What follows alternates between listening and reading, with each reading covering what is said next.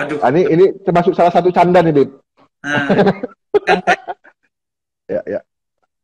nah karena itu, nah kayak barusan itu kamera jatuh, kemudian langsung kita patahin. Oh ini bercanda, Bib, padahal jatuh beneran itu. Nah, Ya. komedian itu memang harus punya kecerdasan yang tinggi. Dan Oh, oke. yang tinggi itu juga harus dimiliki oleh tokoh agama. Karena itu tokoh agama itu harus fatona. Fatona itu artinya cerdas. Misalnya Nabi Musa ketika ketemu dengan Fir'aun itu argumennya cerdas. Kata Nabi Musa gini, Fir'aun, saya mau tanya, kamu kan ngaku Tuhan. Iya, kata Fir'aun. Nah, sebelum kamu lahir Tuhannya siapa? Nah, ini kan pertanyaan cerdas. Nah, jadi Iya. komedian dan tokoh agama itu sama-sama harus fatona, harus cerdas gitu.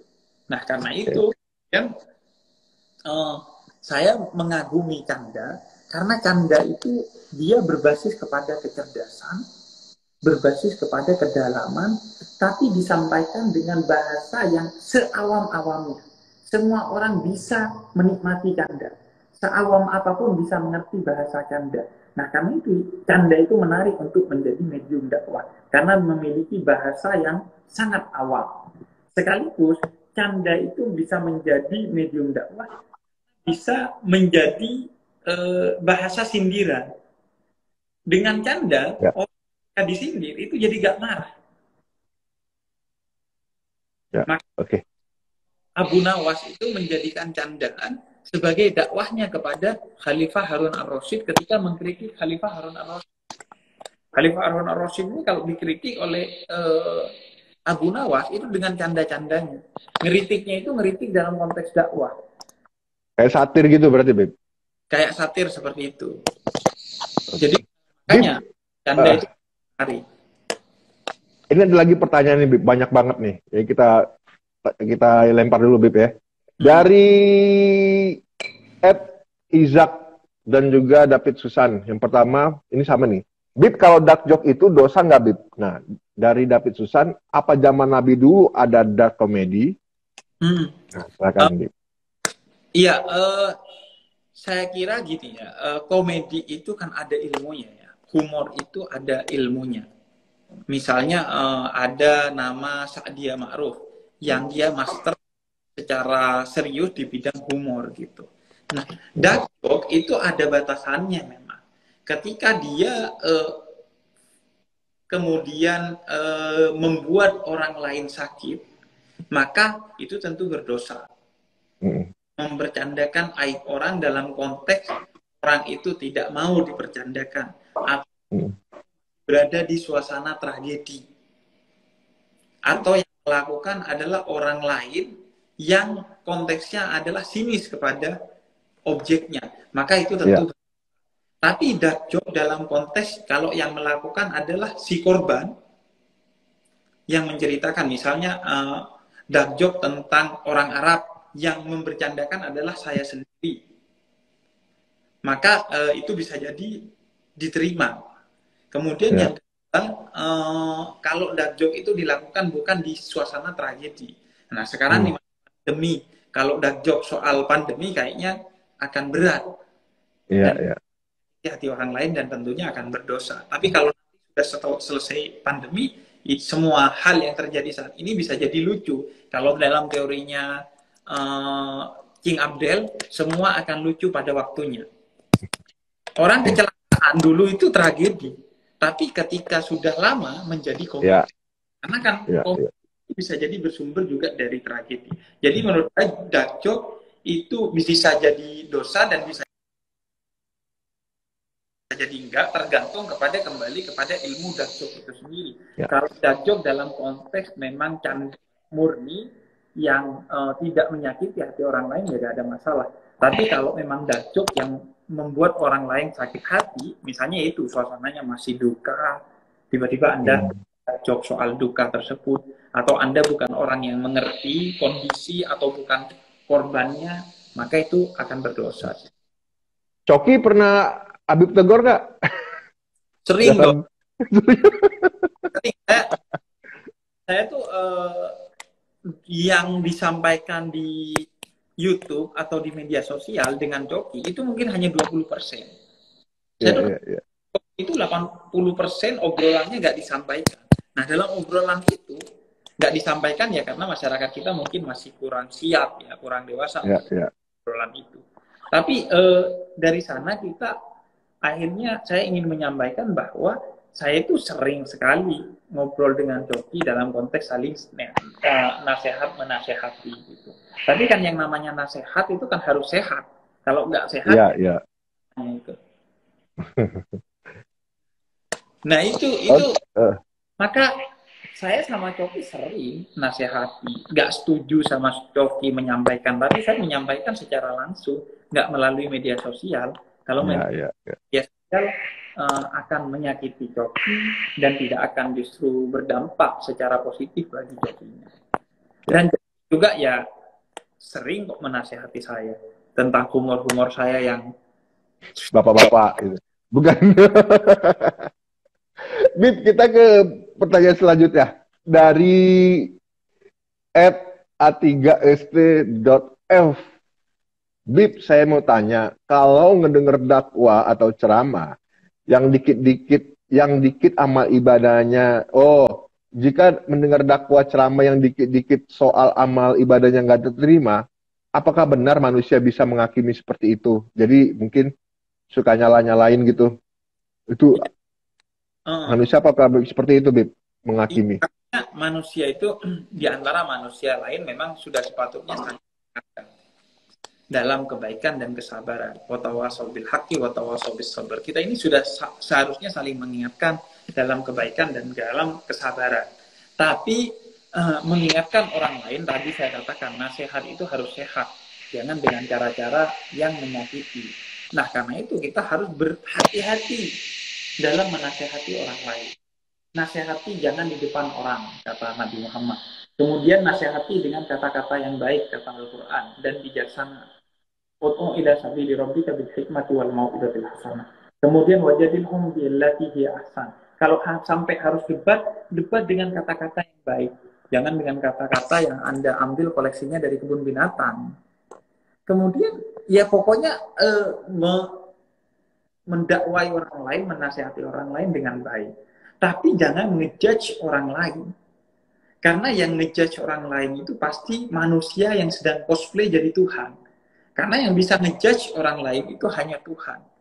Saya kasih bahkan manusia teragung, kekasih Allah yang bernama Nabi Muhammad itu gak pernah ngejudge orang.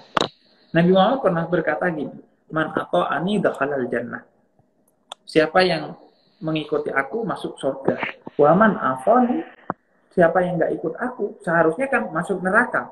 Tapi Nabi Muhammad gak bilang masuk neraka. Tapi kata Nabi Muhammad, fakot abad. Berarti dia gak ikut aku.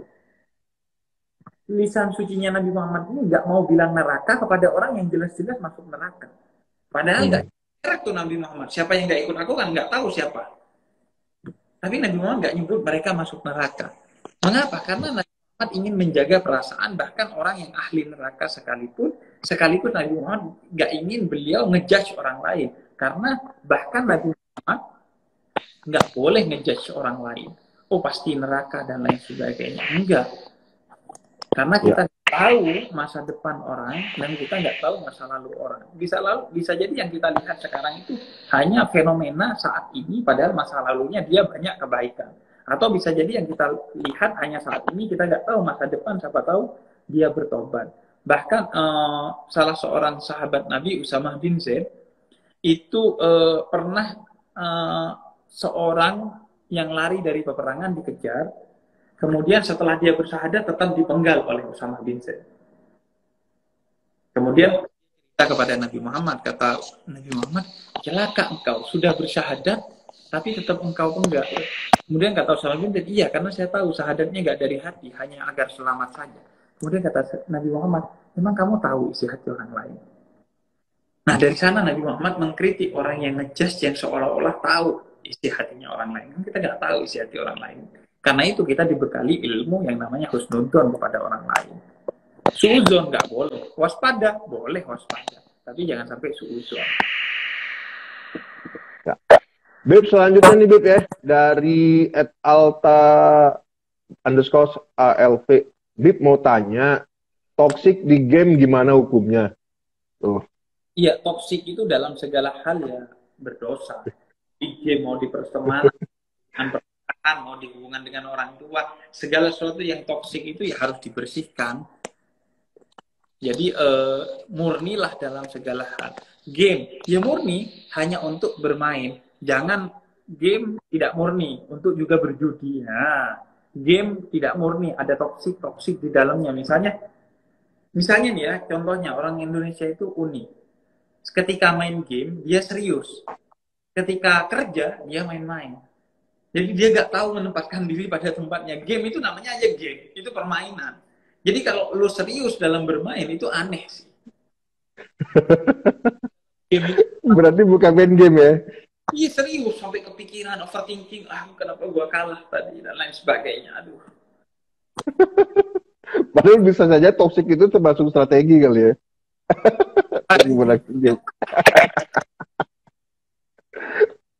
Oke, Bib, lanjut. Ini dari Mario Andre. Di masa pandemi sekarang muncul yang serba virtual.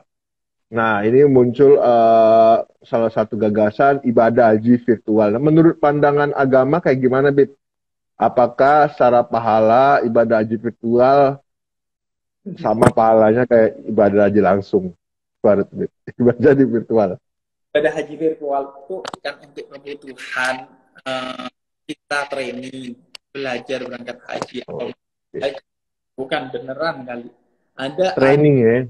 Iya, ada yang nggak sentuh aja kalau Ka'bahnya cosplay bukan Ka'bah beneran tuh disentul ada. Replika Ka'bah juga nggak tertipu. Tapi kita mau bilang begini, bahwa haji itu bagi yang mampu. Jadi kalau nggak mampu jangan dipaksakan haji. Sampai virtual. Pakai VR gitu ya. Itu bukan belum bisa dibilang ibadah aja ya. Kalau Anda miskin, tidak mampu ya sudah. Nah, menjual sesuatu yang haji itu juga gak benar. Apalagi menjual ginjal untuk berangkat haji. Anda bukan hanya gagal haji, gagal ginjal juga. Intinya persiapkan diri dulu ya. Jangan mau mentang-mentang pandemi. Iya. Nggak usah dipaksakan. Nah, kalau kita sudah nggak mampu haji, maka lakukan segala sesuatu untuk Anda yang niatkan haji.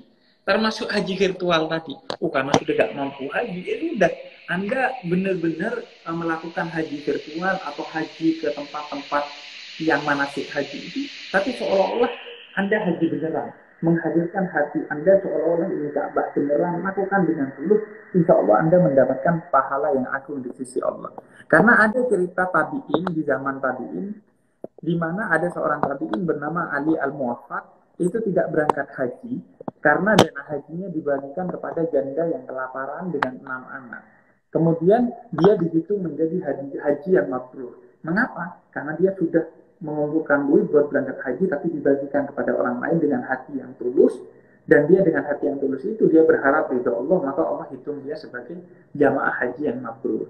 Nah kita ya begitu juga, kalau kita udah gak mampu atau belum mampu, ya gak apa-apa deh haji virtual, tapi jangan dihitung haji beneran, tapi niatkan aja sebagai haji beneran. Siapa tahu pahala besar di sisi Allah. Ya. Bib, ini pertanyaan selanjutnya dari Ibrahim FM. Bib, itu yang sholat freestyle pas bikin anak pakai gaya apa ya? Oh, kan ada yang beredar di TikTok, sholat freestyle pas terawih. Sebenarnya Bib mengarah gini, Bib.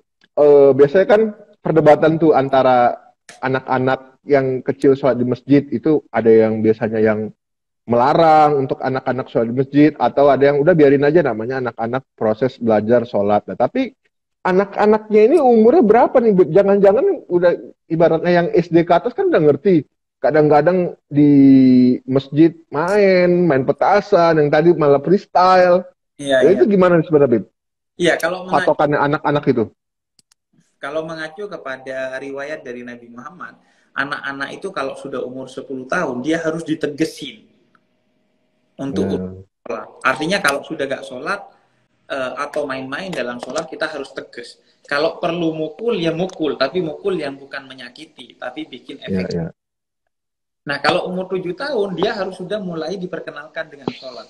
Bahkan jauh lebih dini, sudah harus diperkenalkan dengan sholat. Maka, kalau dia dibawa ke masjid, ya nggak apa-apa dibawa ke masjid. Asalkan orang tuanya bertanggung jawab. Tolong Anda bertanggung jawab ketika bawa anak ke masjid. Hanya dibiarkan begitu saja, ganggu orang lain yang sholat. Kadang bapaknya nggak ada, Beb, anaknya doang biasanya itu.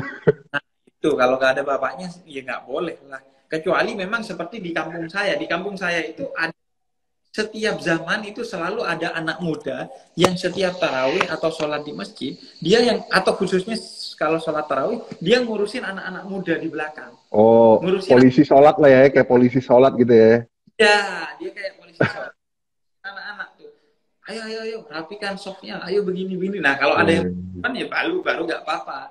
Tapi kalau nggak ada itu, Anda jangan buang sampah di masjid, dalam tanda petik anak Anda dititipin ke masjid marbot. Nah, banyak tuh gitu, Beb.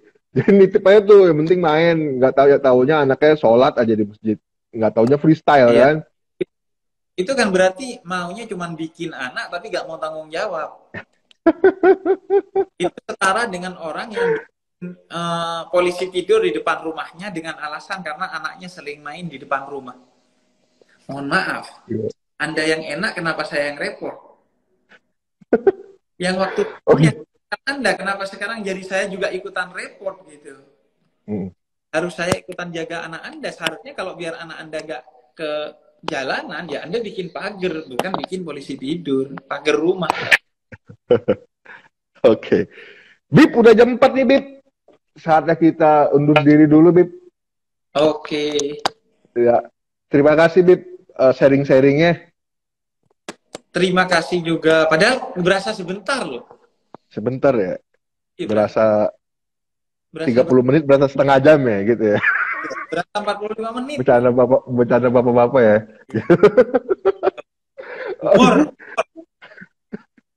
Oke, Bib, terima kasih, Bib. Oke, teman-teman, kita sudah sampai di seksi terakhir No Gibah. Semoga obrolan kita kali ini beneran barokah. Semoga teman-teman juga puas sama jawaban dari Habib Jafar. Kalau belum puas atau pertanyaan yang nggak sempet gue bacain, jangan baper. No Gibah bakal balik lagi Rabu depan, jadi jangan kapok, kasih pertanyaan dan komentar. Terima kasih juga buat Habib Jafar yang udah nyempetin waktunya buat nongkrong bareng kita, Bib. Sampai ketemu lagi, Bib, minggu depan. Gue Gusur dan Habib Jafar undur diri dulu. Wassalamualaikum warahmatullahi wabarakatuh. Sampai jumpa minggu depan di channel IG Opini. Assalamualaikum. Terima kasih, Bib. Sama-sama.